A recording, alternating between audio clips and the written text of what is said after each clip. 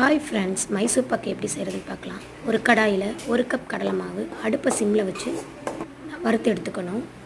ஜல்லடையில் கட்டி இல்லாமல் சளிச்சு எடுத்துக்கிட்டு கொஞ்சமாக ஒரு பவுலில் நெய் விட்டு கடலை மாவை இந்த பதத்துக்கு மிக்ஸ் பண்ணி நம்ம எடுத்துக்கணும். கடாயில் 1.5 கப் சர்க்கரை, 1.25 கப் தண்ணி சேர்த்துக்கணும். நல்லா மிக்ஸ் பண்ணி விட்டுக்கணும். கம்பி பதம் வந்ததுக்கப்புறம் மிக்ஸ் பண்ணி வச்சுருக்கிற கடலை மாவை கொஞ்சம் கொஞ்சமாக பாகில் சேர்த்துக்கணும். கொஞ்சம் கொஞ்சமாக நெய்யும் கொஞ்சம் கொஞ்சமாக விட்டு சேர்த்துக்கணும்.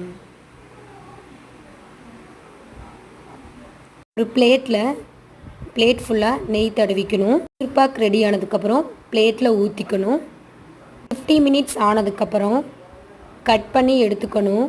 சுவையான மைசூர் பாக்கு